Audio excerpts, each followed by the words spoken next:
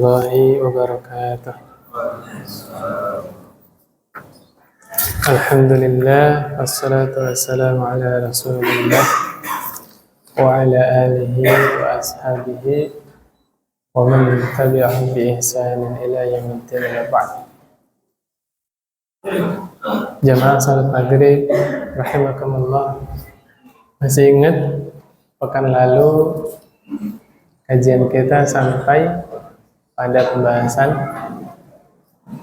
Nabi Muhammad SAW membagi manusia itu ke dalam 4 golongan. Golongan yang pertama, Allah beri ilmu dan harta. Karena dia orang berilmu, sehingga hartanya itu dibelanjakan di jalan Allah, penuh dengan kehati-hatian, penuh dengan ilmu. Nah, inilah sebaik-baik orang. Makanya orang paling beruntung itu orang yang dia kaya tapi bertakwa, sehingga dia menggunakan hartanya itu murni supaya bermanfaat untuk dirinya, baik di dunia maupun di akhirat. Contoh orang-orang seperti ini siapa? Utsman bin Affan, Abu Bakar, Umar, Abdurrahman bin Auf, ya. Berarti orang Islam itu dianjurkan jadi orang kaya. Dianjurkan. Kenapa? Dari rukun Islam saja ada yang namanya haji. Haji itu tidak murah, ya, mahal. Bahkan di Indonesia khusus sangat mahal. Kalau mau daftar haji, tahun ini daftar, tahun ini berangkat, berapa Pak? Ada yang 600, ada yang 400, ada yang 300, benar ya? Tergantung travelnya, ya kan? Itu rukun Islam, Pak. Berarti secara tersirat kita itu dimotivasi jadi orang yang bertakwa, tapi juga jadi orang kaya, tapi juga bertakwa, ya. Jadi jangan sengaja miskin. Kalau udah berusaha, qadarullah Allah batasi rezekinya. Sabar, qanaah, syukur, nanti Allah tambah nikmatnya. Yang penting udah ada usaha dulu. Ya, innamal a'malu binniyat wa innamal likulli imri'in ma nawa. Nah, ini orang yang kedua, yaitu yang Allah berikan ilmu tapi tidak Allah beri harta. Allah berikan ilmu tapi tidak Allah beri harta. Akhirnya apa? Banyak niat baiknya. Duh, kalau saya ada 3 miliar, pengen punya masjid. Nah, saya kalau punya 5 miliar, pengen bangun sekolah Islam. Nah, itu orang yang kedua ini, kata Nabi SAW, ya, fa'ajruhuma sawaun. Orang yang kedua sama orang yang pertama pahalanya sama. Karena orang yang punya ilmu itu niatnya itu kuat, azamnya kuat. Betul-betul memang kalau dia ada uang, dia realisasikan. Saya ada uang 200 juta, umroh sekeluarga. Qadarullah belum ada, pahalanya sudah Allah catat, Pak. Ya enggak? Kita semua punya niat, ya Allah kalau ada rezeki tahun depan haji. Azamnya kuat, niatnya kuat, qadarullah tahun depan belum Allah kasih ke lapangan, sudah dicatat pahala hajinya. Subhanallah. Ingat nggak kisah yang berapa ribu jamaah haji tadinya mardud, tadinya nggak diterima hajinya, semuanya diterima gara-gara satu hamba Allah. Hah? Yang dia sedang berangkat haji, perjalanan haji, qadarullah lagi kemah di suatu daerah, cium bau daging panggang. Terus istrinya ini kepengen kan, suaminya keluar dari tenda, nyari, ketemu, ada orang lagi masak. Ngobrol-ngobrol, pengen daging itu. Apa kata orang yang masak daging itu? Jangan. Ini daging halal buat saya, haram buat Anda. Tahu apa yang dimasak? Bangkai. Kalau nggak makan mati kan? Darurat. Ad-daruratu tuhibul mahzurat. Situasi yang darurat itu beberapa keadaan bisa menghalalkan yang haram. Bangkai halal atau haram? Haram. Tapi kalau dia nggak makan mati dia. Darurat. Subhanallah, mendengar itu dia pulang ke tendanya, ngobrol sama istrinya, dia batalkan rencana hajinya tahun itu. Uang yang dibawa buat ibadah haji dikasihkan kepada orang yang tidak mampu tadi, diberikan. Nah ini Nabi cerita ini dialog dua malaikat. Jadi salah satu malaikat nanya kepada temannya, gimana tahun ini jamaah haji? Allah, ada yang diterima, sekian ribu jamaah haji nggak diterima. Tapi karena Allah dermawan, gara-gara satu orang ini Pak, dia nggak jadi berangkat haji. Akhirnya Allah terima semua itu jamaah haji itu ribuan jamaah haji diterima hajinya. Gara-gara siapa? Satu orang ini. Subhanallah. Ahabbul a'mal ilallah adwamu sururun tudkhuluhu al-muslim. Yang sebelumnya gimana? Anfa'uhum linnas, khairukum anfa'ukum linnas. Orang-orang terbaik di antara kalian adalah orang yang paling bermanfaat bagi manusia. Subhanallah. Ya. Nah ini kan niatnya sudah kuat kan? Sudah keluar rumah, sudah bawa bekal mau haji, ya enggak? Bukan hanya dia dapat pahala haji dengan sebab kebaikan dia, haji orang lain diterima oleh Allah Subhanahu wa taala. Itu dahsyatnya niat seperti itu, Pak. Azam yang kuat. Ya, jadi orang yang berilmu, enggak ada harta, tapi dia punya planning yang bagus, yang positif, terus dia hadirkan niat-niat yang baik, maka pahalanya sama seperti orang-orang yang mampu. Ya, subhanallah. Orang yang ketiga gimana Pak? Yang Allah kasih harta tapi tidak dikasih ilmu. Apa yang terjadi? Ya sudah, hartanya dibelanjakan yang batil, justru malah mendukung permusuhan terhadap agama Islam. Iya nggak? Bangun diskotik, bangun prostitusi, apa lagi Pak? Oh, ini tempat-tempat yang Allah tidak ridhoi. Nah, ini orang-orang terburuk ini seperti ini, punya harta tapi hartanya untuk melawan Allah, untuk durhaka kepada Allah. Na'udzubillah. Yang keempat tidak kalah buruk Pak. Dia nggak dikasih ilmu, nggak dikasih harta juga. Akhirnya apa? Apa yang terjadi Pak? Dia berangan-angan, seandainya saya punya harta, saya pengen seperti orang ketiga tadi.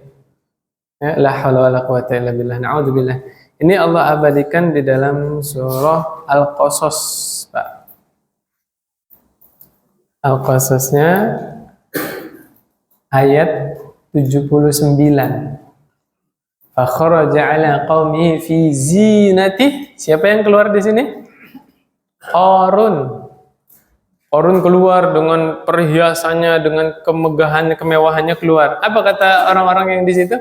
Qala alladziina yuriduna al-hayata ad-dunya ya laita lana misla ma utiya Qarun. Seandainya Allah kasih kami sebagaimana yang Allah berikan kepada Qarun. Lihat. Qarun di mana tempatnya, Pak? Di neraka. Lihat perkataan orang-orang yang tidak berilmu. Ya. Angan-angannya itu yang dia inginkan apa? Kebahagiaan dunia. Coba aja saya seperti Qarun. Na'udzubillah. Innahu ladu hadzin azim. Oh, itu benar-benar dikasih kekayaan yang luar biasa. Dikira banyak harta itu bahagia. Ya. Ini kan prasangka orang yang tidak berilmu. Ya. Wa qala alladziina utul ilma wailakum thawabullahi khairul liman amana wa 'amila shalihan. Dan orang-orang yang berilmu berkata, celaka kalian. Thawabullahi khairul liman amana wa 'amila shalihan. Pahala di sisi Allah, ganjaran yang Allah janjikan itu jauh lebih baik Bagi siapa? Bagi yang beriman dan beramal soleh. Wala yulaqqaha illa sabirun. Dan tidak akan mendapatkan atau bertemu dengan pahala tadi kecuali orang-orang yang sabar, Pak. Sabar. Dikasih keterbatasan rezeki sama Allah, sabar. Ya, sabar. Kalau bahasa apa? Bahasa menghiburnya, Pak ya. Inna ma'al usri yusran. Ya. Sampai Allah ulang 2 kali, Pak. Fa inna ma'al usri yusran, inna ma'al usri yusran. Saking Allah ingin menghujamkan ke dalam dada kita. Sesungguhnya bersama kesulitan itu ada kemudahan.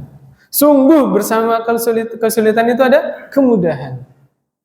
Kalau kata para ulama ya, semakin gelap malam, pertanda sebentar lagi fajar. Ngerti, Pak?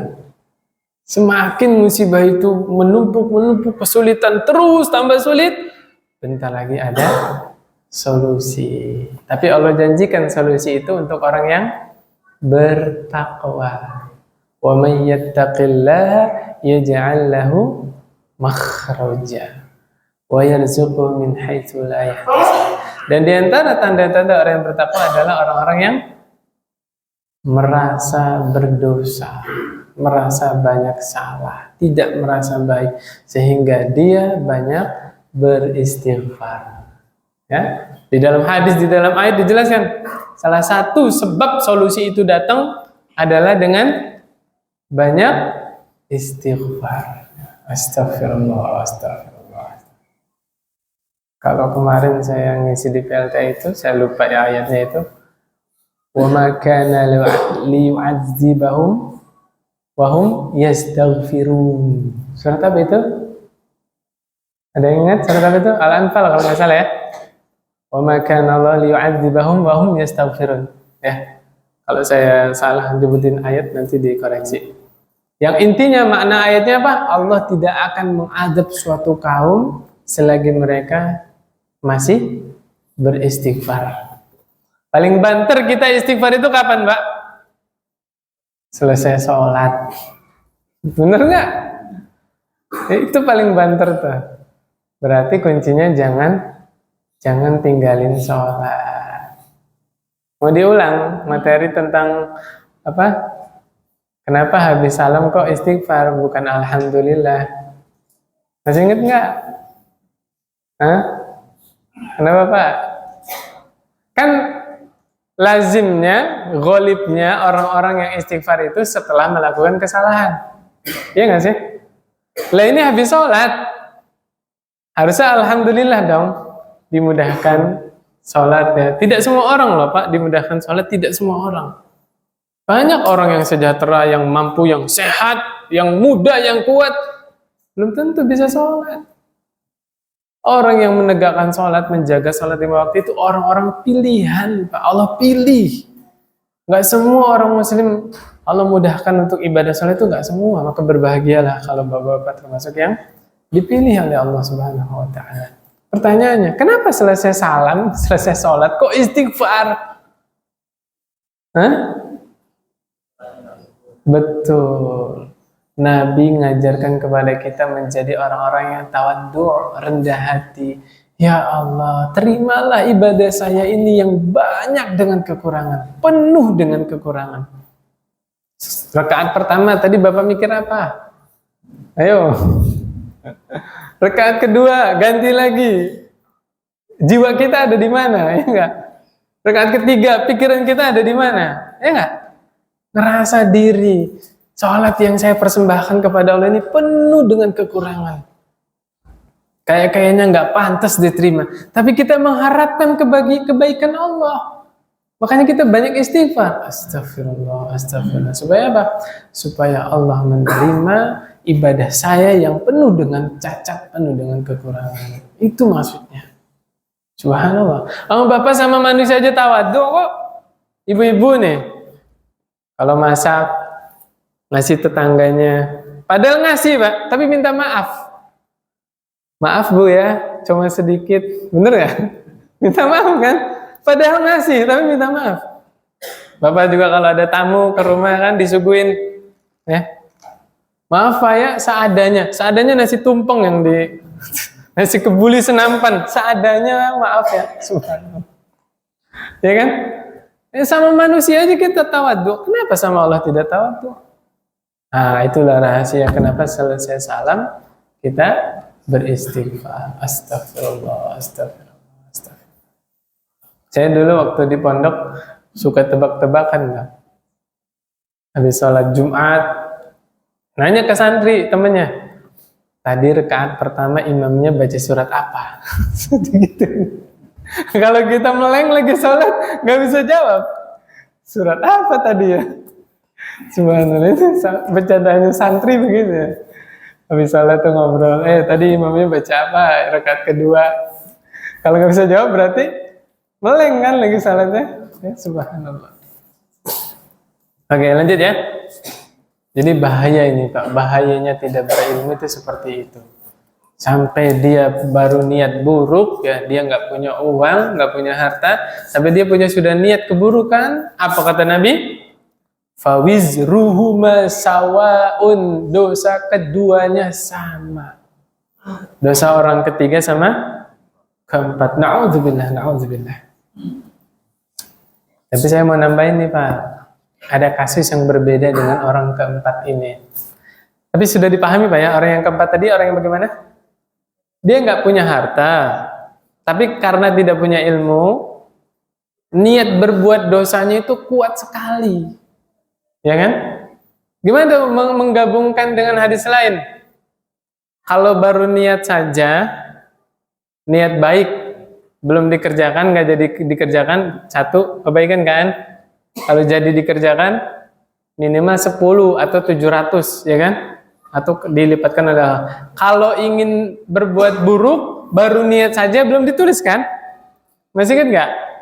Kalau beneran kejadian ditulis satu keburukan kan? Lah ini kok kata Nabi sama. Nah inilah dibedakan. Baru niat kemudian membatalkan sama niat yang kuat itu beda. Keterangannya di mana? Hadis masih di kitab yang sama, Riyadhus Shalihin, yaitu hadis tentang dua orang saling membunuh itu. Bawa pedang dua-duanya. Apa kata Nabi? Al-qatilu wal maqtul finnar. Yang membunuh sama yang dibunuh di neraka. Kata sahabat, al-qatil fama balul maqtul. Ya Rasulullah SAW. Yang membunuh, ya jelas di neraka, membunuh orang. Kok yang dibunuh di neraka juga? Apa jawab Nabi? Bukan harisun al-qatli. Yang dibunuh juga sudah merealisasikan keinginannya, ingin membunuh lawannya, ya enggak? Qadarullah aja Allah takdirkan dia yang kalah, ya kan? Nah, itu keterangannya itu. Jadi beda cuman angan-angan ingin berbuat buruk saja sama azam yang kuat memang ingin melakukan dosa, itu beda. Nabi jelaskan demikian. Nah, cuma saya ingin menerangkan nih Pak. Ini lain kasus. Yaitu hendaknya kita punya sifat rendah hati, tawadhu', jangan sombong. Ketika kapan? Ketika mendengar berita saudara kita berbuat maksiat. Jangan merasa diri pasti selamat dari maksiat, Pak. Na'udzubillah, na'udzubillah. Mungkin ada orang terdengar misalnya, saya mau menyebutkan satu profesi, takut tersinggung gitu ya. Pokoknya ada seseorang terjerumus ke dalam perzinahan lah. Jangan kita menjadi orang yang mencaci maki saudara kita ini, jangan Pak. Posisikanlah diri, mungkin bisa jadi kalau saya mengalami situasi yang seperti itu, saya juga nggak selamat dari zina. Nah, gitu Pak. Bagaimana Allah terangkan keadaan Nabi Yusuf yang dirayu oleh Zulaikha di dalam Israiliyat ya, namanya disebut Zulaikha. Kalau di Al-Quran Imra'atul Aziz. Apa kata Allah? Walaqad hamma bihi walaqad hammat bihi wa hamma biha. Imra'atul Aziz punya keinginan kepada Yusuf, Yusuf juga punya keinginan kepada Imra'atul Aziz. Kenapa? Normal. Ketertarikan kepada lawan jenis, ya enggak? Tapi karena Nabi Yusuf itu orang yang ikhlas, kedekatan dengan Allahnya bagus, Allah selamatkan Yusuf. Sebelum terjerumus ke sana, Allah tampakkan tanda-tanda kekuasaan Allah di hadapan Nabi Yusuf. Akhirnya Allah jaga kehormatan Nabi Yusuf. Nah, kita nggak sama Nabi Yusuf. Hubungan kita dengan Allah nggak baik. Bener nggak? Bisa jadi kalau kita di posisi na'udzubillah berduaan dengan wanita, kita nggak selamat dari zina. Makanya jangan mencela saudara kita yang kena fitnah. Gitu. Posisikan, kayaknya kalau saya ada di posisi dia. Nah, contohnya koruptor lah. Kita kan berapa kali mencaci maki koruptor. Ya kan? Kita belum ngerasain posisi dia. Bagaimana uang di depan mata itu. Orang datang minta tanda tangan, uang sekoper di situ. Ayo, Bapak tanda tangan doang. Iya enggak? Jangan merasa suci, jangan merasa bersih. Ya, hendaknya kita punya rendah hati. Ketika memandang saudara kita yang kena fitnah dunia, inna lillahi wa inna ilaihi raji'un. Allahumma ajurni fi musibati wa akhlif li khairan minha. Bukan itu. Saya lupa baca doanya. Alhamdulillahilladzi afani mimma btalaka bih wa faddalani ala katsirin mimman khalaqa tafdila. Kepanjangan, Pak. Yang mau ngapal japri nanti saya tulisin. Iya, Pak. Itu doa melihat orang lain kena musibah. Kitanya dibacanya itu. Kalau yang dapat musibah kan Allahumma ajurni fi musibati wa akhlif li khairan minha. Itu yang dapat musibah kan? Nah, kita yang melihat saudara kita dapat musibah, alhamdulillahilladzi afani mimma btalaka bih wa faddalani ala katsirin mimman khalaqa tafdila. Hafalin sama Pak ya? Gampang. Japri Pak, Japri. Nanti saya kirim insyaallah. Ya. Jadi intinya apa? Wajib kita punya sifat rendah hati. Jangan merasa lebih baik daripada orang lain. Bisa jadi kalau saya yang di posisi dia, nggak jauh beda, saya juga terjerumus. Gitu, Pak. Makanya di dalam Islam bagaimana? Biar kita terhindar dari zina. Putus semua jalan yang mengarah ke zina. Nggak boleh berkhalwat, ya kan? Nggak boleh berikhtilat. Ya. Pokoknya banyak itu larang-larang. Nggak boleh. Kenapa? Karena manusia yang normal ada ketertarikan kepada lawan jenis. Tuh. Na'udzubillah. Zaman sekarang mah yang tertariknya bukan lawan jenis doang, Pak. Kemarin tadi sore saya dilihatin sama istri saya video fetisnya lain-lain, Pak. Fetis ngertiin soalnya jamaah ya. Dulu ada kasus maling jemuran yang dicuri apa? Daleman perempuan. Dulu. Sekarang ada kasus baru lagi, ngapain Pak? Jok motor, Pak. Jok motor perempuan. Jadi perempuannya itu baru parkir ya, dia masuk, laki-laki ini meluk-meluk jok motornya itu. La ilaha illallah. Ada itu di sosmed. Saya ngedengar astagfirullahaladzim, la haula wala quwwata illa billah. Ya. Di zaman Nabi Lut laki-laki sama laki-laki, perempuan sama perempuan, ya kan? Zaman sekarang aneh-aneh, Pak. Sama hewan ada, sama jok motor ada. Astagfirullah. La haula wala quwwata illa billah. Nah, ini kalau melihat seperti itu, doa tadi nggak apa-apa. Alhamdulillahilladzi afani mimma btalaka bih wa faddalani ala katsirin mimman khalaqa tafdila. Secara umum artinya apa ya? Alhamdulillah zat Allah ya yang telah menyelamatkan saya dari fitnah itu. Gitu loh maksudnya. Kalau dulu orang tua kita bilangnya apa? Amit jabang bayi. Ting bating gitu. Itu dulu orang tua kita. Nah, sekarang beda ya. Sekarang dirubah. Alhamdulillahilladzi afani mimma btalaka bih wa faddalani ala katsirin mimman khalaqa tafdila. Selesai insyaallah Pak ya. Jadi itu situasi yang berbeda. Justru bagus. Kenapa saya bilang begini? Ketika Ibnu Mas'ud radhiyallahu anhu menafsirkan la haula wala quwwata illa billah. Itu dahsyat itu, Pak. Ucapan itu tuh luar biasa dalam. Selama ini kita paham maknanya gimana? Tidak ada kekuatan, ya tidak ada daya dan upaya kecuali dari Allah.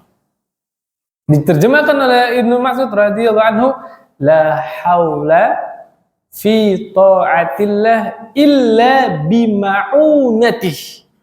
Tidak ada kekuatan, tidak ada upaya untuk mentaati Allah kecuali atas pertolongan Allah. Ini baru la haula wa la haula ini, Pak. La haula gimana? La haula illa billah. Baru kalimat itunya, Pak. Belum wala quwata illa billah. Yang pertama tadi apa?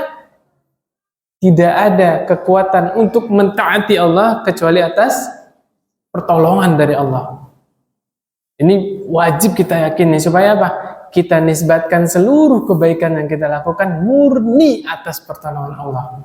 Kita makhluk yang tidak berdaya. Ya, demi Allah, lisan ini tidak akan mampu melafazkan la ilaha illallah kecuali kemudahan dari Allah, pertolongan dari Allah. Gak bisa, Pak. Bapak duduk ngaji 1 lembar, 2 lembar, 1 juz, 2 juz, gak bakal mampu kecuali ditolong sama Allah. Makanya jangan lupa minta tolong kepada Allah. Allahumma a'inni ala dzikrika wa syukrika wa husni ibadatik. Baru yang kedua, wala quwwata illa billah. Apa kata Abdullah bin Mas'ud? Wala quwwata an ma'siyatillah illa bi'ismatih. Tidak ada kekuatan saya menjauhi maksiat kecuali atas penjagaan dari Allah. Luar biasa itu, Pak, kalimat la haula wala quwwata illa billah. Saya nggak bisa mentaati Allah kecuali ditolong Allah. Saya nggak bisa meninggalkan maksiat kecuali dijaga oleh Allah. Subhanallah. Makanya beruntung orang-orang yang tidak bermaksiat, termasuk orang-orang yang dijaga oleh Allah Subhanahu wa taala. Subhanallah. Jadi suatu hari, ya, para sahabat nyembelih kambing.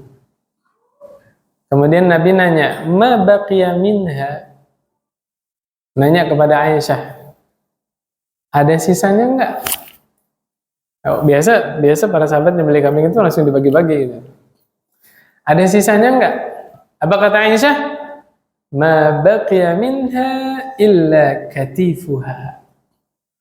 Ini masih utuh kecuali pahanya. Katif itu apa sih? Bahu, ya. Kalau bahu kambing itu maksudnya apa? Iya, bahu, ya. Bahu kambing. Ya pahanya lah. Kambing punya bahu nggak? Kan bingung kan, Bapak juga ditanya. Kan kalau manusia bahunya ini kan. Ya taruhlah terjemahnya paha lah, ya. Walaupun paha itu bahasa Arabnya fakhizun, ya. Jadi kita terjemahan bahu aja deh. Ya Rasulullah SAW, kambingnya masih utuh kecuali bahunya udah dibagi. Nabi koreksi perkataan Aisyah radhiyallahu anha. Apa kata Nabi? Baqiya kulluha ghaira katifiha. Ya. Kata Aisyah tadi apa? Saya kebalik ini nyeritainnya. Udah dibagiin semua, sisanya apa? Sisanya bahunya. Kebalik saya nerjemahinnya. Jadi udah dibagiin, sisanya berapa? Bahunya. Dikoreksi sama Nabi. Apa kata Nabi? Yang benar sisanya itu semuanya. Ya, semuanya sisanya kecuali bahunya. Kenapa Nabi bilang begitu? Karena yang kita bawa sampai di hadapan Allah yang kita sedekahkan. Yang tidak disedekahkan nggak nyampe di hadapan Allah. Iya nggak? Kan saya sudah sering saya sampaikan, Bapak punya uang 1 miliar, yang diinfakkan 10 juta. Oke? Matematika manusia, uang Bapak tinggal berapa? 990 juta, iya nggak? Itu matematika manusia. Matematika Islam, justru uang Bapak adalah yang Bapak sedekahkan. Yang disedekahkan itulah yang Allah kembalikan Kembalikannya nggak bakal sama, Pak. Kalau Bapak infak 10 juta, minimal Allah balikin berapa? 100 juta, itu minimal. Bisa sampai 700 juta. Itu matematika agama seperti itu, Pak. Akhirnya apa? Akhirnya seorang mukmin dididik, semua yang kita miliki saat ini itu hanyalah titipan. Kalau titipan, kita nggak merasa memiliki kan? Suatu saat diambil sama yang punya, boleh marah Bapak? Gak berhak. Kita hanya bisa sabar. Inna lillahi wa inna ilaihi raji'un. Sebagian orang diuji oleh Allah, handphonenya hilang. Alhamdulillah. Alhamdulillah bisa beli baru. Udah lama mau ganti. Ya, tapi kan tetap alhamdulillah.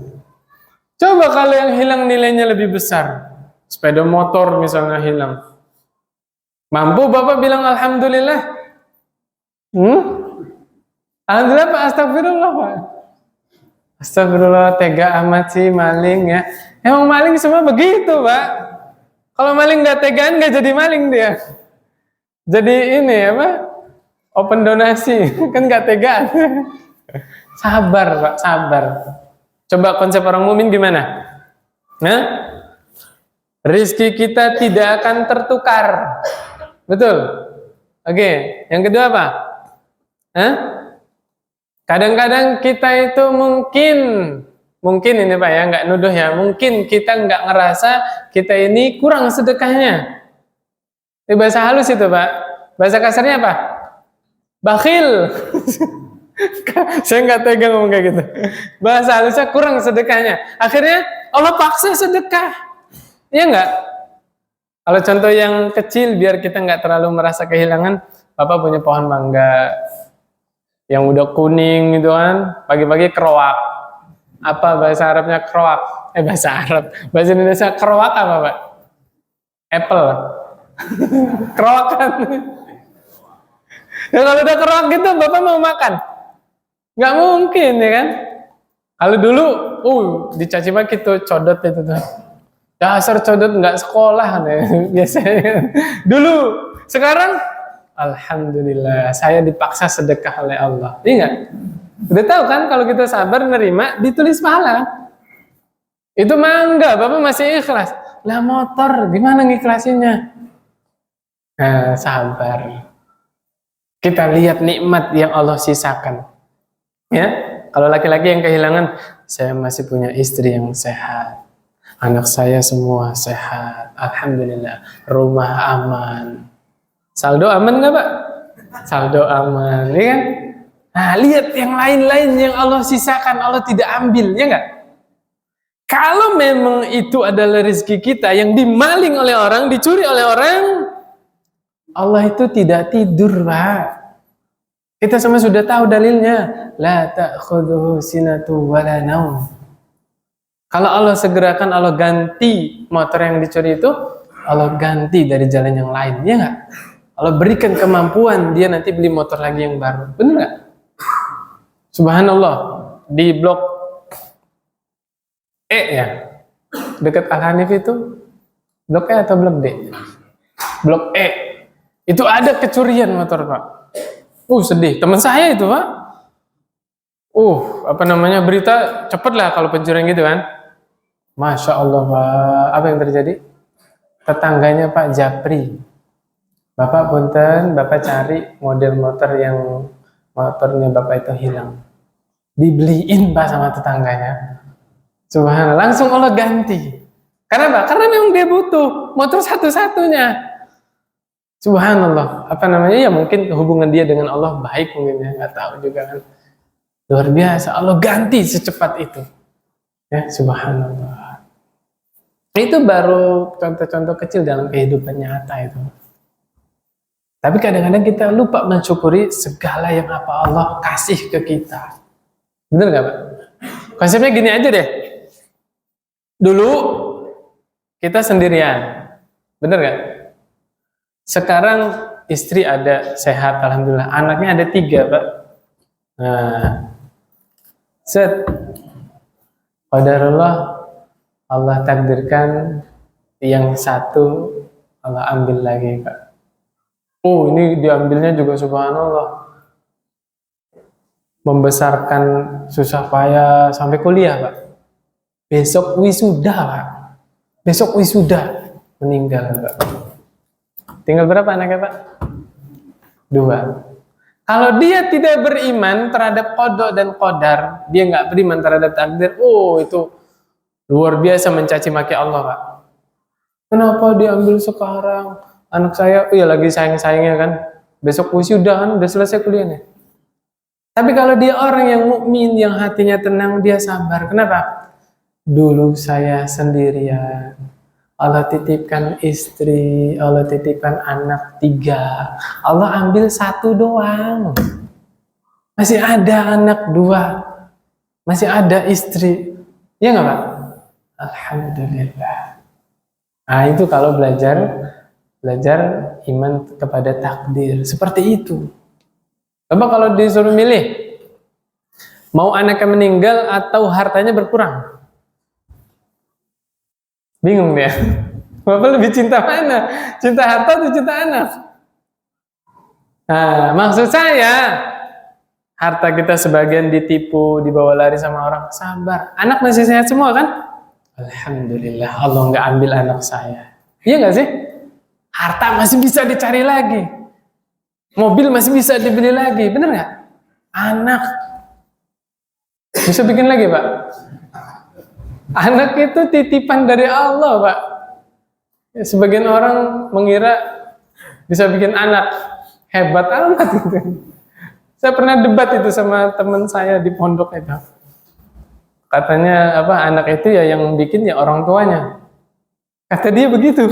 Saya bilang, kalau orang tua itu bisa bikin anak, orang tua mana yang pengen punya anak, anaknya kekurangan? Paham nggak maksud saya, Pak? Ya punten ini ya, ini nggak ada niat memojokkan siapa, Pak. Berapa kali orang pengen punya anak cowok, anak pertama cewek lagi, kedua cewek lagi, ketiga, keempat, kelima cewek lagi. Coba seandainya orang tua yang bikin anak, bener nggak, Pak? Nah, kalau orang tua yang bikin anak bisa disetting tuh, hidungnya dimancungin. Saya pengen anak saya kulitnya putih, mulus, iya bener nggak? Tapi saya tanya, bisa Bapak kayak gitu? Nggak bisa. Karena Allah yang Maha menciptakan. Manusia itu hanya apa, Pak? Nyereat Pak? Akhzul asbab atau ikhtiar tadi. Hanya berusaha. Subhanallah, sebagian orang Allah uji.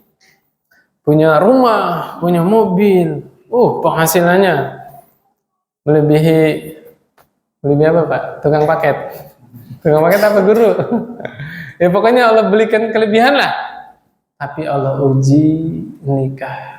Sudah lama, sudah puluhan tahun belum punya anak, Pak. Ada sebagian orang yang rezekinya Allah batasi.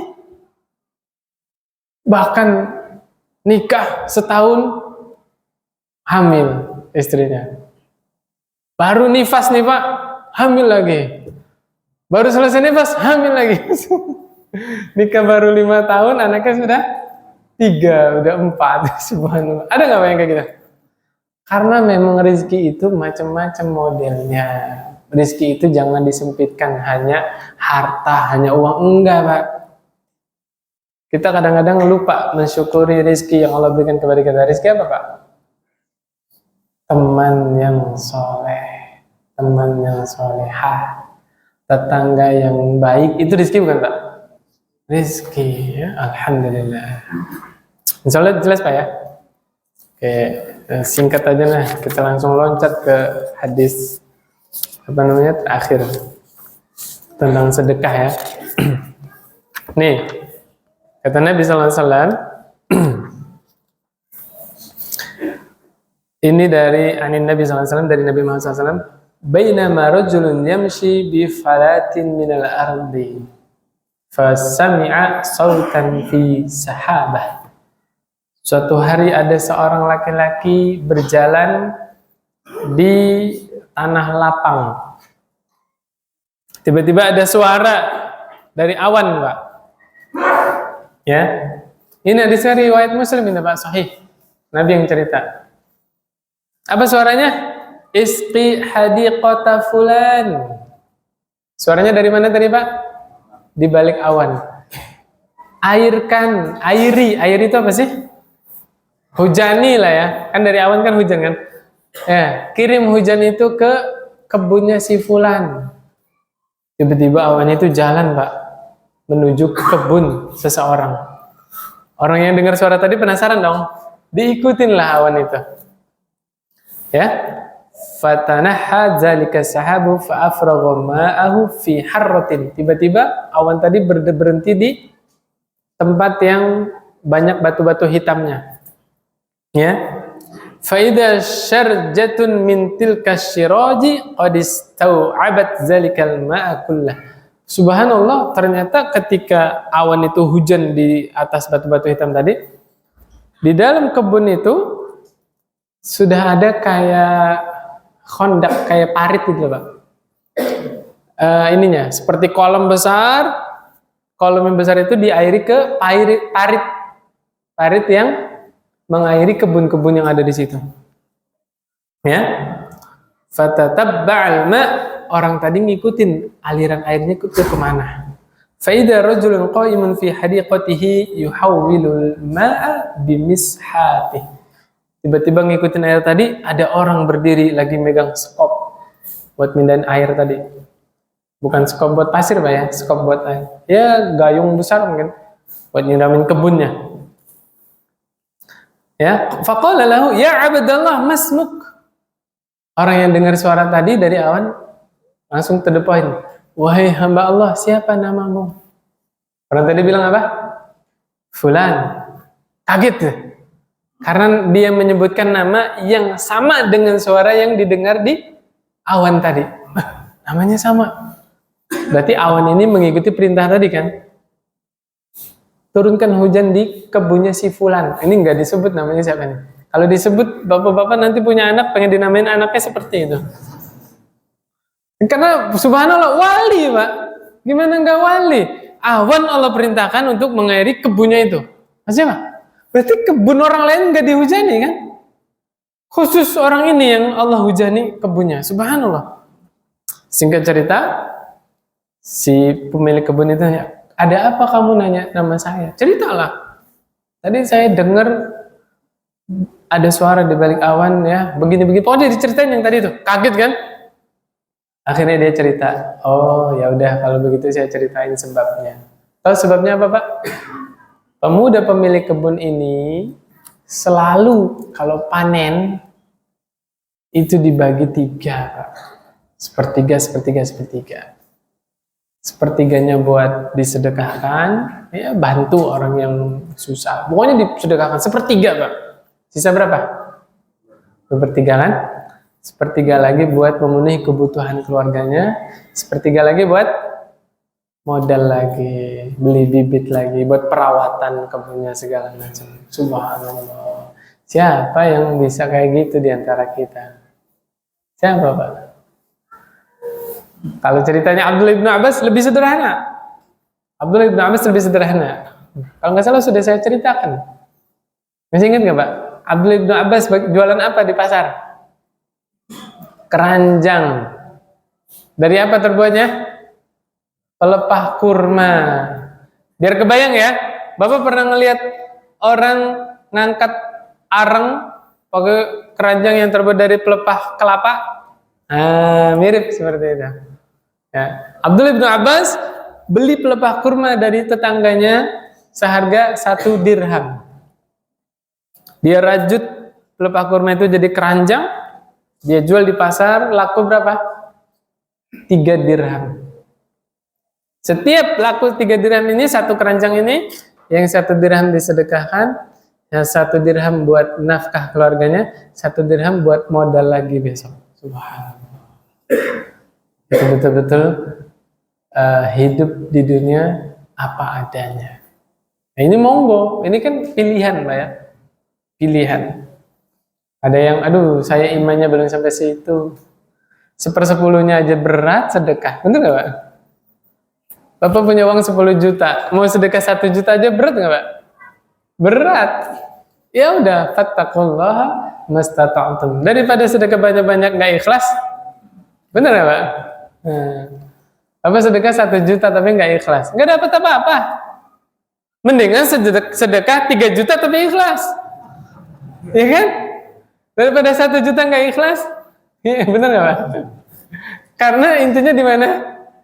Ikhlasnya tadi, ikhlasnya. Nah, suka bapak-bapak digodain. Kalau nggak bayar parkir, apa kata tukang parkir? 2.000 tidak membuatmu miskin. Nah, bener nggak Pak? Balas Pak. Tapi 2.000 membuatmu punya mobil. Ya nggak sih? Ya kan? 2.000 coba Pak, sehari kalau yang parkir di situ ada 500 motor, 2.000 kali 500 berapa?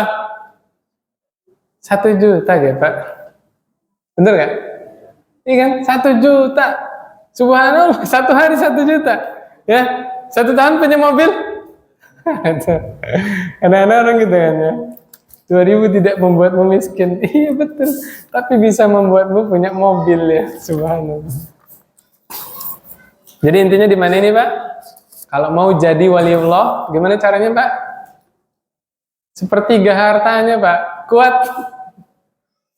Ya kalau nggak kuat, nggak dipaksain ya, tidak. Atau yang sepertiga itu Bapak mulai dari keluarga dulu. Perhatikan keluarga kita, siapa yang dekat dengan Allah. Ya, saudara kita yang rajin ke masjid, yang rajin pengajian, itu perlu diperhatiin itu Pak. Ya. Nanti insya Allah pekan depan kita bahas tentang apa?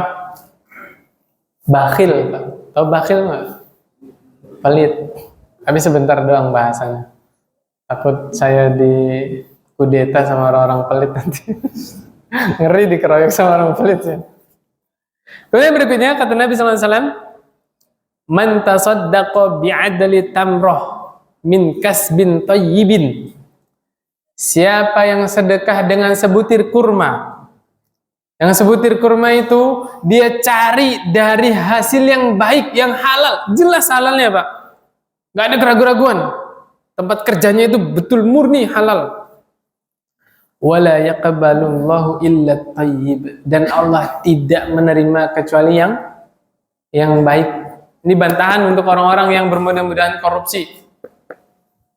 Dia udah punya planning kan? Saya korupsi 10 miliar. 1 miliar untuk haji sekeluarga. 3 miliar nanti sumbangin pondok pesantren. Berharap dosa korupsinya mau dihapuskan. Nah, mau ngakali Allah deh. Apa kata Nabi? La yaqbalullahu illa tayyib. Allah tidak akan menerima kecuali yang baik. Makanya diantara fatwa ulama, orang yang sholat pakai sarung dapat nyuri, sholatnya sah, tapi tidak diterima sama Allah. Ngerti maksud saya Pak? Ya buat apa walaupun sholat sah tapi nggak diterima sama Allah, ya kan? Apalagi Pak? Kurban, kambingnya dapat nyuri, terima sama Allah? Tidak diterima. Allah tidak menerima kecuali yang baik. Wala yaqbalullahu illa tayyib, dan Allah tidak menerima kecuali yang baik. Yang baik ini termasuk baik niatnya, termasuk baik amaliyahnya, perbuatannya baik, baru Allah terima. Ya. Makanya mungkin sebagian saudara kita ikhlas, sedekahnya ikhlas, tapi caranya nggak benar. Yang apa? Yang saya maksud yang mana? Tahu nggak Bapak? Tahu saweran? Saweran tahu Pak? Kalau ada acara apa? Nuju bulan, acara apa? Lahiran ya. Di tradisi, itu tradisi di baskom kan? Terus orang-orang ngumpul di sawer gitu kan. Saya tanya Pak, sopan nggak sih ngasih orang dilempar tuh? Kan menghinakan orang-orang yang mengutin kan? Menghinakan tidak? Kalau mau suruh baris aja, baris. Kayak bagi THR itu loh Pak. Baris, bagiin. Tuh kan lebih elegan Pak ya. Lebih sopan gitu tuh. Daripada ngumpul anak-anak kecil lah. Biasanya anak kecil kan. Ya ibu-ibu juga kadang-kadang ikut yang nggak punya malu. Pakai daster itu kan gini biar dapat banyak. Benar nggak sih Pak? Ya, teman-teman yang mungkin masih pakai tradisi seperti itu saweran, kita sarankan kalau mau ngasih yang sopan, lebih menghargai yang menerima sedekah kita. Kalau mau lebih elegan, misalnya ya mau 5.000 tak 10.000 amplopin. Anak kecil seneng Pak, kasih 5.000 seneng nggak anak kecil? Seneng. Ya, kayak THR itu loh, suruh baris gitu kan. Gitu. Daripada dibuang-buang di galeri kan menghinakan orang yang menerima itu ya. Oh ya mungkin sebagian orang tidak maksud ke situ, tapi mereka tidak menyadari kan. Itu. Fa innallaha yaqbaluha biyaminihi. Ini lagi bicara tentang apa, Pak?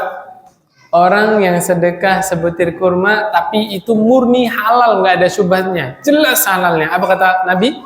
Allah menerima sedekahnya dengan tangan kanan Allah. Summa yurabbiha li sahibiha kama yuribbi ahadukum faluwahu. Kemudian Allah akan mengembangkan satu butir kurma tadi sebagaimana salah seorang di antara kalian merawat anak kudanya hatta takuna mithlal jabal, sampai anak kudanya itu sebesar gunung, Pak. Allahu Akbar. Sedekah yang sebesar apa tadi? Sebutir kurma bisa Allah kembangkan sampai sebesar gunung nilai pahalanya. Tergantung apa ini, Pak? Keikhlasan. Semakin ikhlas seseorang akan semakin besar pahalanya di sisi Allah Subhanahu wa taala. Kemudian berikutnya Nabi sallallahu alaihi wasallam ya nasihat kepada Asma binti Abi Bakrin. Siapa ini Asma? Siapanya Aisyah? Kakaknya Aisyah. Ya. Asma ini nikah sama Az-Zubair ibn al-Awwam, salah satu sahabat yang dijamin masuk surga. Masih ingat nggak 10 sahabat dijamin masuk surga? Kan udah dikasih rumusnya 4, 3, 2, 1. Yang dari Hamzah ada berapa? 4. Abu Bakar As-Siddiq, Abu Ubaidah ibn al-Jarrah, ya, Az-Zubair ibn al-Awwam. 3 deh Hamzah ya. Yang Ain yang ada 4 ya. Ain ada 4. Utsman, ya, Umar, Utsman, Ali. Satu lagi siapa? Kok lupa? Umar, Utsman, Ali, Abdurrahman bin Auf. Ya Allah ya Rabbi. Ada 4 ya yang dari Ain. Siapa aja? Umar, Utsman, Ali, Abdurrahman bin Auf. Yang dari Ain. Yang dari Hamzah ada 3. Abu Bakar, Abu Ubaidah, Az-Zubair bin Al-Awwam. Dari Sin ada 2. Sa'ad bin Abi Waqqas, Sa'id bin Zaid. Nah, terakhir Talha bin Ubaidillah. Ada 10 kan? Bisa ngulangi, Pak? Dari Ain ada 4. Apa aja? Umar, Utsman, Ali, Abdurrahman bin Auf. Dari Hamzah ada 3. Abu Bakar, Abu Ubaidah, Az-Zubair ibn al-Awwam. Dari Sin ada 2. Sa'ad bin Abi Waqqas, Sa'id bin Zaid. Dari Talha bin Ubaidillah. Udah Masya Allah. Ngerjain ulangan 100. Udah apa kan? Itu zaman-zaman waktu sekolah kita ya, suka bikin rumus yang ngapal apa itu kan, nanda-nandain ya biar nyangkut. Az-Zubair ibn al-Awwam kenapa? Bilal hadisnya lain. Jadi yang masuk surga itu seluruh sahabat, tapi hadisnya lain-lain. Bilal sendiri. Ukasha tahu Pak? Ukasha masuk surga juga kan? Tanpa hisab. Yang Nabi bilang, umatku akan masuk surga tanpa hisab. Langsung masuk surga, Pak. Bukan ordal, Pak. Itu mah di dunia ordal, Pak. Ini mah pokoknya tanpa hisab. Langsung masuk surga. Pasti masuk surga, langsung masuk surga. 70.000 umatnya Nabi Muhammad. Nabi minta tambahan. 70.000 mah sedikit, bener gak? Kaum muslimin berapa miliar, ya kan? 70.000. Nabi minta tambahan. Allah tambahin, Pak. Setiap 70.000 dikali 70.000. Allah Akbar. Jadi 70.000 kali 70.000. Ukasha berdiri di situ. Ya Rasulullah, doakan aku termasuk yang 70.000 itu. Apa kata Nabi? Anta minhum. Engkau termasuk dia. Bangun lagi satu lagi sahabat. Ya Rasulullah, doain saya juga. Sabaqaka Ukasha. Udah keduluan sama Ukasha. Lah, kalau nggak begitu, semua jamaah satu-satu minta, ya nggak? Itu jenisnya Rasul itu seperti itu. Ya, dipotong jalan. Nanti yang lain berdiri semua, minta dah. Apa kata Nabi? Udah keduluan Ukasha. Udah selesai. Nggak mungkin berdiri lagi yang lain kan? Ya, subhanallah. Bilal termasuk. Kalau Bilal hadisnya gimana? Salat sunnah wudu. Ya. Pokoknya mau malam, mau siang, Bilal melulu setelah wudu pasti salat sunnah. Kalau kembali ke sunnahnya Bilal, ya, yang Nabi setujui bukan bid'ah, Pak ya. Ya, bukan bid'ah. Tidak ada sahabat yang berbuat bid'ah, nggak ada. Bilal inisiatif salat sunnah setiap setelah wudu, ya kan? Itu ada hadisnya. Hadisnya siapa? Utsman bin Affan. Lihat nanti di Sahih Bukhari ada. Kata Bilal, aku selalu sholat setelah wudu, terserah Allah takdirkan berapa rakaat. Nah, di situ berarti sholat sunnah wudu tidak terbatas 2 rakaat. 2 rakaat salam, bangun lagi monggo, terus sampai capek. Subhanakallahumma wa bihamdik, asyhadu an la ilaha illa anta, astaghfiruka wa atubu ilaik. Assalamualaikum warahmatullahi wabarakatuh.